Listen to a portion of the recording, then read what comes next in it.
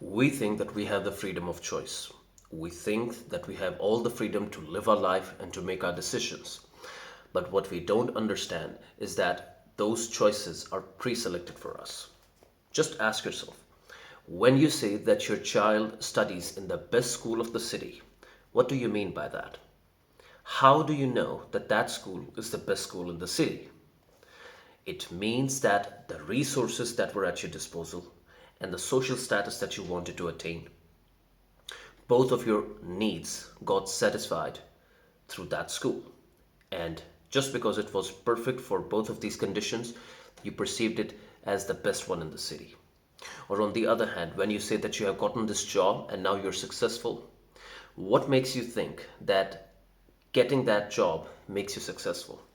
It means that the comfort that you were looking for in your life and the social validation that you were seeking, both of these conditions got satisfied when you got this job. And now you think that you're successful. It's not reality, it's just your perception. Or on the other hand, when we look at media and you say that you seek the political advice as well as the economic advice from these political analysts and these economic analysts because they are the best. What makes you think that they're the best? Just because they know more than you doesn't mean that they're conveying you the truth.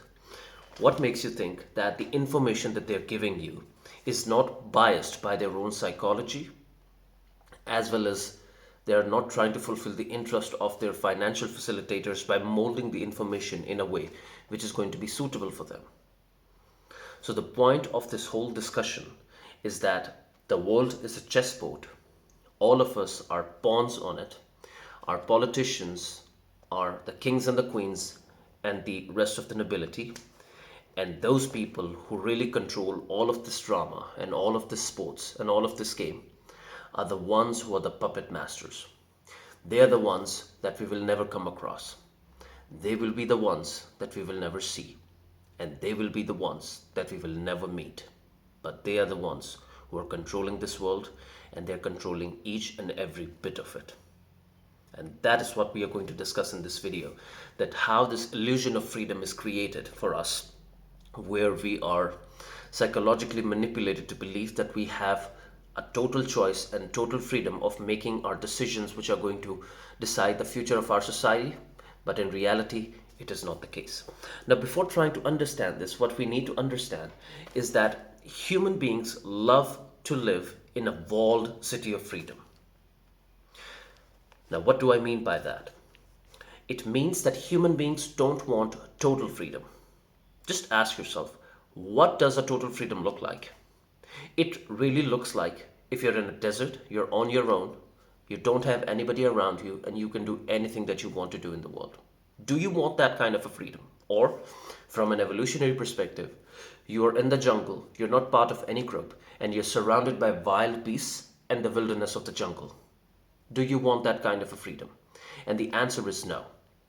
We want a freedom in which we have a wall of security around us, which is trying to protect us from all the external as well as the internal threats, and then we can have a peaceful coexistence. And that's why societies occurred. That's why civilizations came into existence. And that's why the power was given to the state in order to create that protection mechanism, and people actually gave away a huge proportion of their free will to the state just because they wanted to stay protected. So when you're crying and when you're whining that you're not getting your rights, what you need to understand is that your ancestors gave up that power for the sake of security long, long ago. And now there is no need to cry, but you need to understand that how the system works. Now, in order to understand that how this illusion of freedom is created, we are going to discuss it in 5 aspects. Those important 5 aspects through which that control is actually created. And in order to understand that, the first thing that we need to understand, which is at the core of everything, is the politics. We need to understand this, how this false dichotomy of politics is created, in which we are given this illusion of control, and we think that we are making our choices. We think that we have a very strong say in the formation of the government public policies, and we think that our public representatives are sitting in the public offices and they're working with the state officials hand in hand, and they're creating those policies which are going to be for our long-term benefits. But the question that I need to ask you is that what makes you think that these politicians are actually your representatives? Just because they have gotten to the office, they have gotten access to the office by your vote, does not make them your representative. Now, it seems absolutely stupid, but let me ask you this. In order to get your vote, they wanted to conduct political rallies. In order to conduct those political rallies, they needed money. In order to have that money, they needed lobbying. In order to need that lobbying, they need to convince those people who had that money that they can actually work to fulfill their interests once they get into office. And that's how they got that money. And that money gave them the resources and the means to access the common people and to convince them that through their vote, he's going to fight for their rights. Now, what do you think? Where is loyalty is going to be? That should be the question that you should be asking yourself. Where his loyalty is going to be? And 99.99% of the times, it is always going to be tilted towards his financial beneficiaries, his financial facilitators. And that's how the world functions. So, the first illusion that you should get rid of is that the politicians are not your representatives. They are the representatives of those people who take care of all of their financial responsibilities while they are running for office. So, they are pre-approved, not by you, but by someone else that we don't know, that we don't have any idea about. And if you really want to understand that how a perception in the media is created about those politicians which are pre-approved, you must read Noam Chomsky's book, The Manufacturing Consent. It's a great book in which he comes up with a propaganda model, and he actually tells that how the world in the countries, how the political perception is controlled, and how the people are convinced to give their consent towards any kind of political or public policies which are made by the government. Now, in the first way, the political system is controlled by the flow of information. So when you want to control the flow of information, you have to control the media. And if you want to control the media, you have to own the media, because in capitalism, there is a very strong and beautiful saying. They say that instead of climbing the ladder of success, you just own the ladder. Which means that instead of trying to control the flow of information, just own the information. And there is no better way than owning the information. There is no better way to own the information than buying those channels or buying through mediums through which the information is conveyed. And that is something which is exactly done by the big corporations. What they do is that they own the media. They start owning the media channels. And how do they give them their financial benefits? Advertising. Now, each and every show, each and every drama, each and every season, each and every movie, each and every reality show is actually a way to gain audience. This content is creating audience, and that audience is then shown some advertisements. Now, those advertisements have come at a price.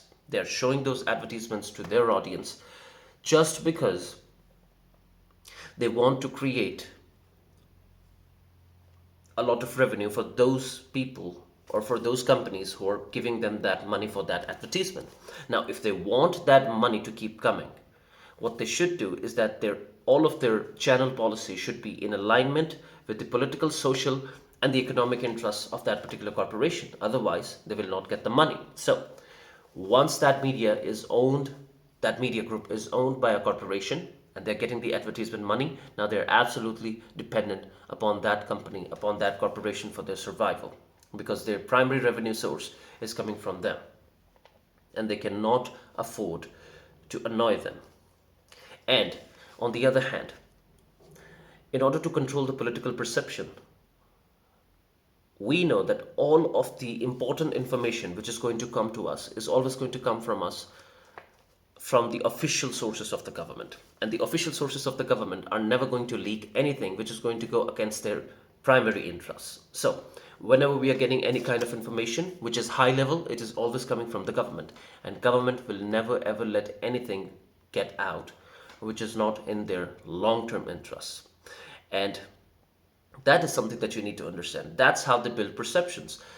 After 9/11, the military action against Iraq and Afghanistan was justified by the fact that people were convinced that both of these countries are a threat to our national survival.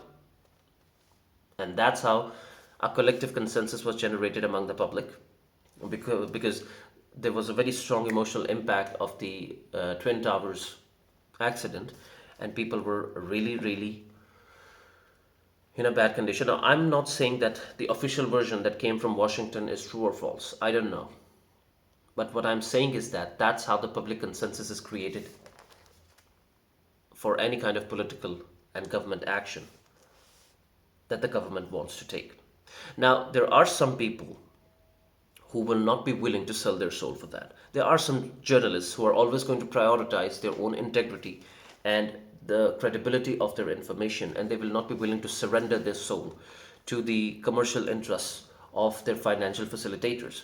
Now, these people are going to be dealt with an iron hand, which means is that there is a term that uses, which is that flack, which means that they will be met by lawsuits. They will have to lose their jobs. They, they will face character assassinations. They will face life threats, and that's how they will be threatened into submission. Now, that's the way to discipline a person in order to stay compliant to the status quo. And even if that doesn't work, then they come up with something really, really dangerous. And that is that they try to create some anti-social labels, and then they associate those labels with those people who are not willing to comply. They are going to be labeled with all those titles which are going to create a strong sense of social hatred in the hearts of the people against them. If they are living in a conservative society, they're going to be someone who are liberals and who don't believe in God. If they live in a liberal society, they're going to be perceived as someone who are religious, and they're trying to impose some kind of terrorism within the society. Or they are going to be accused of blasphemy, so that they can be always under a threat. Their life is going to be under the threat. And that's the power of a politician that you need to understand. Just imagine a politician is conducting a rally in which there are 60 to 70,000 people, and he says that that deputy commissioner or that assistant commissioner or that superintendent of police, he is very corrupt. He is not a man of his word, and his conduct is really, really anti-people. Now, 60,000 people of that locality are listening to that. That person, that state official, is not a good man. Now, what do you think? His life is at real risk, because those people who control the perception of the people are telling them that they're not good people. And this is something which is going to become really, really disturbing for them. It's going to take away they're going to miss nights at sleep, and it is going to become really, really threatening for them. So that's how the politicians have the power to build this perception where they can absolutely create a strong sense of hatred within the hearts of their supporters against their enemies. And they do it through anti-ideological measures. They create strong labels which are absolutely hated by their supporters, and then they associate those labels towards those people who they want to attack. That's how perceptions are made, and that's how the public opinion is formed. Or, if things are really getting out of hand, what the government is going to do is that they're going to create a lot of entertainment. You will be seeing concerts all around the country. You will be seeing, and even that happened in the Asian governments. How the Olympics were developed. They were developed so that the attention of the people can be diverted from the economic misery. Before the French Revolution, concerts and festivals and all those kinds of entertainment activities were going on throughout France, because the government wanted to divert the attention of the people. Even before the Iranian Revolution, government was spending heavily to create global international networking events in which they were inviting the state officials from all over the world in order to see that how prosperous Iran is. And all of that was done at the expense of the financial welfare of the public. Now, its ultimate result is always catastrophic, but it is a delaying tactic through which that miserable fate can be delayed for a while. And that's how the public opinion is formed. Or you will see that some kind of a gossip will be in the market.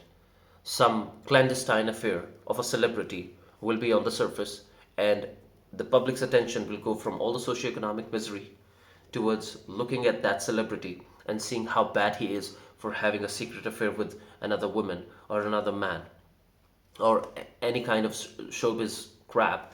They're going to come up with that, and then they're going to divert the attention of the people from the real issue. And that's where the problem starts. And on the other hand, sometimes you will see that those people who are trying to gather under a single leadership will be the people who will be ready for a revolution. And whenever the government senses that there is a strong chance that a revolution can occur, what they're going to do is that you will see that suddenly the socio-economic conditions of that particular country are going to become massively poor. Inflation is going to rise to massive, unprecedented levels. And that's how the people who were thinking about the revolution will be thinking that how are they going to earn their next meal? And they will be shattered and they will be scattered. Now, my question to you is this: is this natural? Is this a natural consequence of all the political turbulence that happens, or it is done by design? That should be the question that you should be asking yourself. Think about it. Now we are done with the political aspects. Let's come to the bread and butter. Let's come to the most important factor of a human being's life. We can live without politics. We can live without society. We can live without justice, but we cannot live without bread and butter. Because if you don't get the bread at the end of the day, there is a high probability that you are pursuing death at an unprecedented pace. So, the economic chains that are disguised as opportunity are created and wrapped around our necks, which give us the permission to earn money, but we are not allowed to escape the system. Now, that means that the economic system of a country or of the world starts occupying our mental space from a very young age. We encounter it for the very first time when we are about to take an admission in the university in the form of student loans. Student loans are given so that a student can continue his studies, and once he's done with his study, a significant portion of his life is spent on in paying off that debt. And once he has paid off that debt, now he is old enough to have a family, so now he wants another debt because now he wants to pay mortgage for his house. And now, since he is paying mortgage for his house and he has to take care of the needs and the desires of his family, now what is he going to do? He's going to buy credit cards, so that because he cannot buy those things with his existing salary, so he will be taking those things on credit. And that's how that trap of debt is created for people, so that they can never get out of it. And that's how the world functions. Now, is it a great way to live? I don't know. But what I know is that that's how the economic system actually traps people into shutting off their logical brain and always staying in a state of survival. And when you're in the state of survival, you cannot think for yourself in the long term.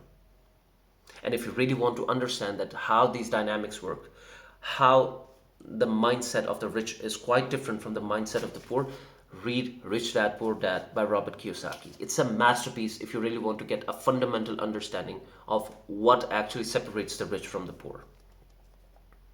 And what you need to understand, now this is very interesting. When they're creating that debt trap, let's try to associate it with an example that is from the pharmaceutical industry.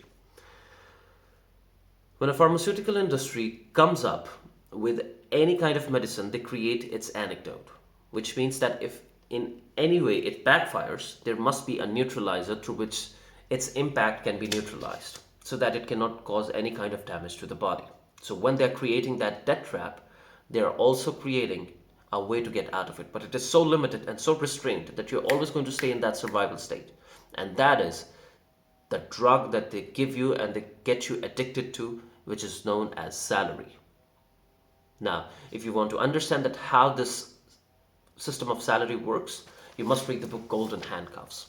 And in that Golden Handcuffs, he describes that how the corporate perks in the form of high salaries, in the form of stock options, in the form of other healthcare, gym memberships, all the other facilities, good schooling for the children, all of these things are actually taken care of by the corporations because they want to keep the skilled people. Now, what happens is that when you get that instant elevation of status, you have just completed your studies. Let's say that you have done an internship for 3 years and now you have gotten this instant rise in status.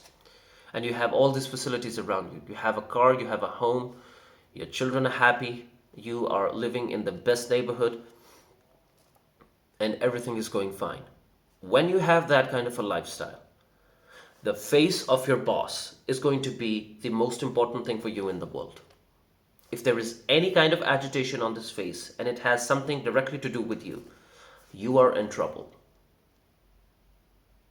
You will lose sleeps at night. Why? Because you cannot afford to annoy that person. If he kicks you out, there is a high probability that you're never going to get a job like that again. And this life will be taken away from you. And there is nothing more humiliating than being socially degraded and trying to actually become content with something which is less than what you had in the first place.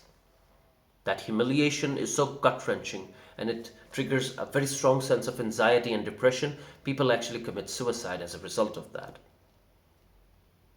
This is something which is very terrible. But that's how they control you. That fear of loss compels you to do those things even when you don't want to do them. And sometimes they're evil, but you do them because you're not willing to miss the lifestyle that you have. And that's how they control you. But there is a perception, there is an illusion of choice that you have the best job in the world, you have a very content and satisfied life, but at the end of the day, you're trapped. And that's how the system functions. And the third and the most important economic chain that is created, it is by central banking system. Now, it is a chain which is inescapable because if you're dealing with the world economy, you cannot escape that. But at least you can understand how it works. And there is something which you need to understand, which is absolutely crucial, and it is this. The money that you work your ass off for, or the money that you want for yourself, that you dedicate your life to, the central banks have the ability to print it. Now, just imagine the kind of power that they have. Just imagine the kind of impact that they have over the access to the resources, the influence that they have, the money that you work for pennies for the rest of your life, and you will keep working for it for the rest of your life. Some pennies will be given to you so that you can survive for a month. They are fucking printing it. Let me tell you a personal story. Both of my sisters are high government officials, and I can actually see the look on their face once their salary is finished by the end of the month. They're literally waiting for the month to end so that they can get their next salary. And that's how they trap the working class. That's how they trap the employees into believing that that's the only way to survive. And that's the only way to gain the status that they're looking for. There can be other opportunities if you want to explore. But the first priority should always be to understand the system and try to escape it. And the economic chains are the strongest of all. However, the thing which actually keeps us hooked to both of these things, becoming politically compliant, staying within the ambit of the group, and on the other hand, staying content with the resources that one has gotten and not trying to cross the system or even question the system because you cannot afford to lose all those luxuries, is the social conditioning that we have. That social conditioning is actually a prison, and we are the prisoners of our own conscience. And that conscience is not something which comes out of our inner sense of right or wrong. It comes from that sense of morality which has been handed over to us by the society, that that's the manual, that's the how-to, that's the script that you are supposed to live your life according to. All right. And whenever I'm scrolling Instagram or TikTok, guilty as charged. Whenever I'm doing that, and if I ever come across something which says that a real man does that, or a real Muslim will do that, or a real Christian will do that, or a real woman, I just scroll it. And I can see that millions of people have liked that. Like, who the hell are you to tell people how a real man is going to act? A real man is going to do that. Who gave you the authority to tell other people that that's how a real man is supposed to act? That should be the question that you should be asking yourself. And that's social conditioning. They're actually conditioning you to believe that that's how you're supposed to act. And when you're seeing that millions of people are liking it, millions of people are subscribing to it, you're absolutely content with that. You're absolutely okay with having a life in which you can do something which is going to gain you the social validation that you're looking for. Because rejection from the tribe is the worst feeling of all, and you're trying to avoid it. However, this social conditioning is done in two ways. Number one, through the system of education, and number two, controlling the flow of information through media. These are the two ways in which this system is controlled. Now, the educational system is actually a system of indoctrinating those values which are absolutely suitable for the state into the minds of young people who are going to be the intellectuals of the future. And there is a book which was written by John Tylers, whose title is Dumbing Us Down. And if you really want to understand how the system of education actually takes away all the creative abilities of the student and makes them an obedient slave, just go and read this book. It actually gives you an academic analysis of everything that happens. And there are three things that are the main crux of that book. The first thing is that whenever you're reading something, you're reading it for the purpose of memorizing it. They don't want you to know about the context of that theory. This is something which is a verdict. It is not something that is information. It's a verdict, and you're supposed to memorize it. If you're reading about the scientific books, you're supposed to memorize those equations. You're supposed to memorize those numericals.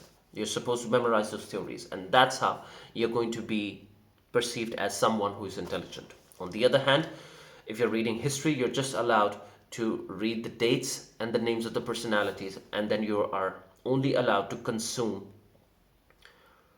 the narrative about that historical event which has been given to you by the state, and you're not allowed to question it.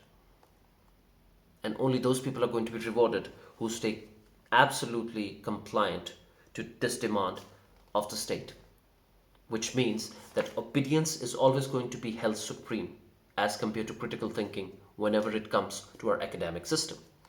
And you can see it even in our schools. Those people who used to question teachers about the different aspects of the information that they were getting, they are the ones who are going to be snubbed by the teachers, are completely ignored by them, and their friends are going to abandon them because their parents are going to tell them that you should be away from this child. He is a danger to your studies. He's a danger to your future. The teachers are not going to like him. The management is not going to like him. The students are not going to like him. And it's just going to be a mess. So, when a child starts feeling social isolation, what he's going to do is that he's going to give away all of his desire to ask questions, and he's just going to comply to the group because he doesn't want to get pointed out or isolated. And that's how the educational system turns critical thinkers into obedient slaves. And in the second way, absolutely the control of media. Now, media actually tells us that what is true. Media decides what's going to be true, what's going to be the truth, and they give us limited amount of information, and through that information we have to make our decisions. Now, if you don't know about the different aspects of a situation, what are you going to do? You're going to make the decisions from the available information, and that available information is according to the interests of the state as well as those people who control the system, which means that the media decides that what are they going to cover about a story and what are they going to hide about that story. That's what we call selective framing. And once that story is framed, emotional triggers are repeatedly shown. Now it is about the national survival. Now it is about the collective survival. Now it is going to be something which is going to be absolutely related to our survival as a group. So we must be ready to do some emotional shit. And that's how human beings commit the most atrocious acts in history. But whenever a group acted under the influence of a very strong emotion, the results have always backfired. You can just read history and not even find one event where something was done under the influence of a powerful emotion and it actually served the interests of the group in the long run. Not even one. And once those emotional triggers are created, the emotional brain is hijacked. However, in order to control the logical brain, those aspects are actually endorsed by the experts. Just like in the 2008 financial crisis, in order to get the investment and in order to get people to invest in the real estate and in the stock market, people were told by the experts that this time it is going to be different. They were actually endorsing the investment, and that endorsement actually became the reason behind the unemployment and the socioeconomic misery of millions of people in America. That's how these systems work. And that's how a manufactured consensus is created, where people are compelled to follow something just because, and they're going to follow it because once there is an emotional impact to it, and once they're going to see that other people are also attracted towards it, and they're also feeling something emotional towards it, because human beings are not going to do something or are not going to believe in the integrity and the transparency of something until they don't feel something emotional about it. If that particular thing is able to create some kind of emotion within it, they're going to trust its credibility, they're going to trust its validity. And any person who is going to take the route of dissent, that person is going to be punished for being disobedient. Now, in the three parts, the political, the economic, and the social, we have discussed that how this aura of perception is created, where people are given this illusion that they're actually free, and then all of those desirable results are extracted from that consent. Now we are going to see that how is it imposed. Now, in order to impose that, there are two institutions which are responsible for the imposition of all these perception building mechanisms. One is the judiciary, and the second is the law enforcement institutions. And both of them work hand in hand. But what you need to understand is that at the end of the day, the law is always going to protect the power. It is not there for the individual. And we can see its manifestation in the form of the Epstein Island case. Now, Epstein was actually protected until a time came that the faces of some of the untouchables were revealed in the process. And when that was done, Epstein was actually slaughtered and sacrificed at the altar of the interests of those powerful people. Now, Epstein was the real culprit. I'm not trying to negate all the evils that he did. He was a bad man and he was responsible for all of that. But the moment other responsibles were also exposed, he was the one who got sacrificed, and he was actually killed, or he killed himself, or he committed suicide in the jail. Who knows what happened? Or on the other hand, if you really want to understand that how the system of the powerful and the judiciary work hand in hand, just try to see that what happened to Donald Trump in the last 4 years of Biden administration. He had been at a roller coaster, one allegation after another, and they just kept him under pressure all the time just because they wanted to break his political will. Well, they were not able to do so, and now he's in power. And now all those allegations and all those things that were working against him, they have simply vanished for the next 4 years. Let's see what happens after that, but that's how the system works. But once that system actually starts working, what happens is that the next system is to enforce that law, and for that the government surveillance system works. Now, the most brutal and the worst example of that government surveillance can be in the form of the Chinese social security system. Now, China has 500 million artificial intelligence cameras within the territory of China that are absolutely operating in such a way that they are controlling and observing each and every aspect of the resident's life. 500 million cameras. And if anybody tries to go against the will of the state, that person is going to get crushed. Now, it is a new form of digital dictatorship, and people are saying that just because of the rise of the nationalism and populism in the European territories, this is going to be the system in the Western democracies, but we'll see what happens. It's just a perception, it's just a prediction. We don't know what's going to happen. Let's see what happens. And if any person by mistake tries to go against any institution because any kind of injustice was done to him, he should not be looking for any kind of justice coming his way, because if you go against an institution, the institution is going to come against you, and you cannot fight the state. You can convince the state, or you can bring some kind of political changes within the state, but when it comes to their long-term survival, you're always going to be crushed. You are doomed to fail against the system, because the system cannot be broken.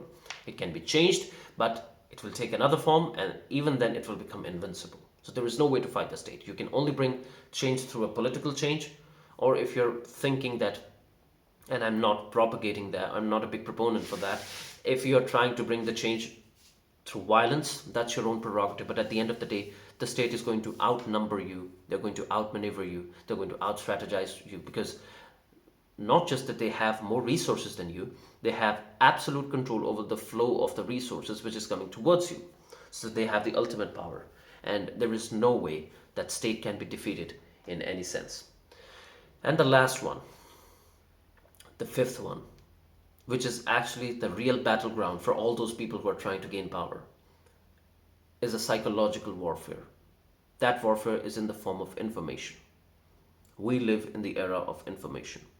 And we have actually seen this surge and rise in this flow of information, this flood of information that is coming our way, and through which we have seen how sophisticated the psychological sciences have become with the passage of time.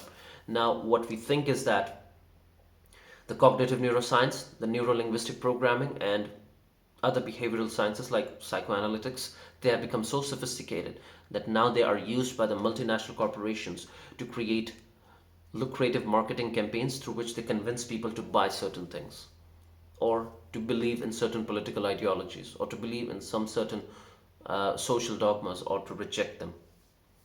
And that's how the world is working now. They're literally trying to control your mind.